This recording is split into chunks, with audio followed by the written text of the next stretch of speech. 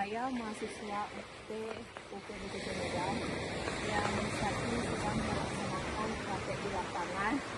Jadi kebetulan saya ada di sini dan saya juga melihat usaha Bapak yang sedang dijalankan saat ini, dan saya izin kepada Bapak, apakah Bapak bersedia untuk membantu saya untuk saya wawancarai seputar dengan usaha Bapak yang Bapak jalankan untuk saat ini? Ya, boleh, tidak masalah. Oke Pak, baik Pak.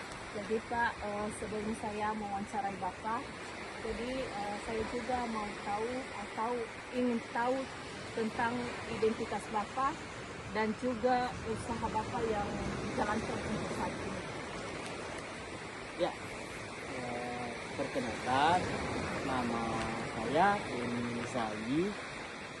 Saat ini kita sedang melakukan usaha atau mengerjakan yaitu adalah pembuatan board atau perang mesin. Seperti yang kita ketahui bahwa lokasi di sini adalah lokasi yang penuh dengan nelayan.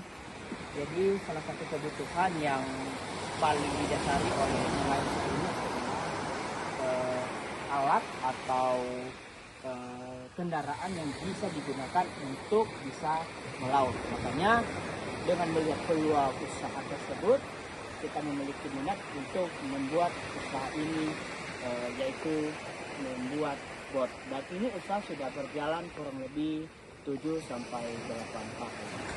Baik Pak, selanjutnya Pak, saya ingin menanyakan apa saja keunggulan usaha Bapak dibanding dengan usaha yang lain? Kalau bicara keunggulan, ya pasti setiap usaha pasti memiliki keunggulan masing-masing. Kalau kita di sini,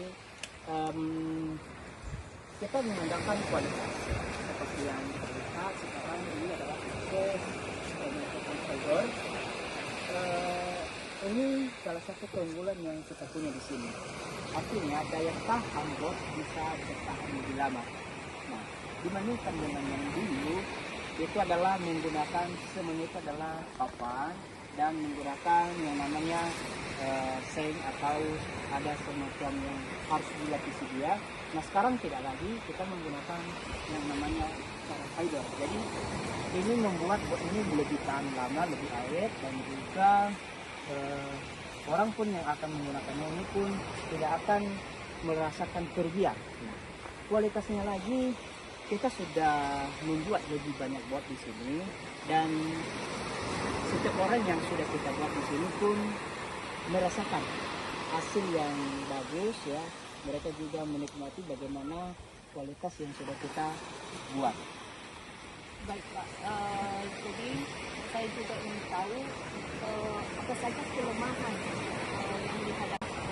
Salah satunya itu adalah tentang ketersediaan dan juga bahan bakunya ya, harga dan ketersediaan bahan baku. Karena misalnya ini adalah bahan fiber ini, kita harus terlebih dahulu mengambil dari toko. Ada yang sudah tersedia dari kota, ada juga yang kita datangkan dari seberang, dan harganya kadang naik, kadang juga turun. Jadi itu yang membuat kita jadi kadang ketersediaan barang itu tertunda. Itu salah satunya. Yang kedua itu adalah kesanggupan dari pelanggan kita yang mau membuatkan bot.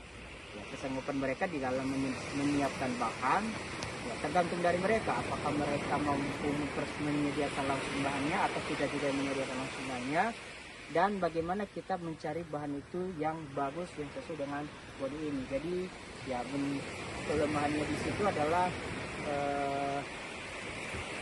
ketersediaan bahannya, itulah yang menjadi kendala yang mungkin agak terasa. Baik Pak, jadi kemudian yang ingin saya tanyakan Pak, apakah perkembangan teknologi memberikan peluang bagi usaha Bapak saat ini?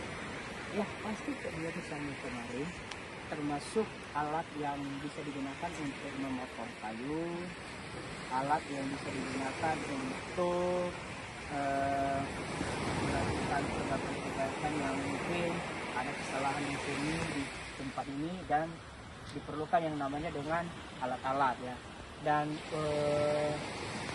menurut saya sih secara teknologinya ya memang hanya sebatas penggunaan alat itu saja, dan sangat terbantu kalau misalnya digunakan yang namanya penyemprotan secara listrik ya atau vakum. Kemudian menurut Bapak kondisi atau kesempatan dari luar atau yang dapat dimanfaatkan untuk mengembangkan usaha Bapak ini? Yang menurut saya sih potensi lab kita sangat bagus, apalagi dengan berkembangnya sekarang atau kenaikan harga ikan sekarang itu sangat mempengaruhi dengan usaha kita ini. Jadi setiap orang yang ada di pesisir pantai memiliki minat untuk memiliki bot pribadinya. Jadi mereka tidak hanya sekedar numpang di orang, tapi mereka juga ingin membuat bot pribadi dengan tujuan karena potensi laut kita yang kaya akan itu.